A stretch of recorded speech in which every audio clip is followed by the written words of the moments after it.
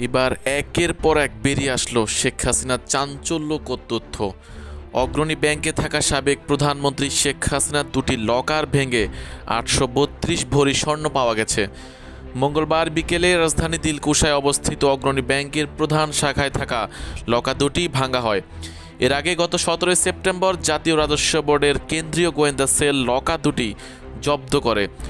সংশ্লিষ্ট সূত্র জানায়, আদালতের অনুমতি নিয়ে দুর্নীতি দমন কমিশনের প্রতিনিধি, নির্বাহী ম্যাজিস্ট্রেট, সিআইসির সংশ্লিষ্ট কর্মকর্তা ও অগ্রণী ব্যাংকের কর্মকর্তার উপস্থিতিতে লকার দুটি ভাঙা হয়। প্রাথমিকভাবে জানা গেছে, দুটি লকারে মোট 832 ভরি স্বর্ণ মিলছে। তবে আরও কিছু গুরুত্বপূর্ণ জিনিস থাকতে পারে। বুধবার হয়তো দুদক বিস্তারিত জানাতে পারে। জানা গেছে, অগ্রণী ব্যাংকের সাবেক প্রধানমন্ত্রী শেখ হাসিনার এই দুটি লকার ছিল, যার নম্বর 751 ও 753।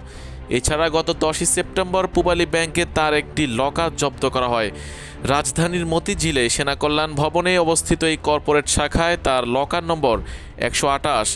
এর বাইরে পূবালী ব্যাংকের ওই শাখায় শেখ হাসিনার দুটি ব্যাংক হিসাবে 56 লাখ টাকা পাওয়া যায়। এর মধ্যে একটি হিসাবে 12 লাখ টাকা এফডিআর এবং অপর হিসাবে 44 লাখ টাকা পাওয়া যায়। এসব হিসাবও জব্দ করে এনবিআর। জানতে চাইলে অগ্রণী ব্যাংকের ব্যবস্থাপনা পরিচালক আনোয়ারুল ইসলাম গণমাধ্যমকে বলেন, লকার ভাঙার বিষয়টি তিনি অবহিত, তবে সেখানে কি পাওয়া গেছে বিস্তারিত কিছুই জানেন না।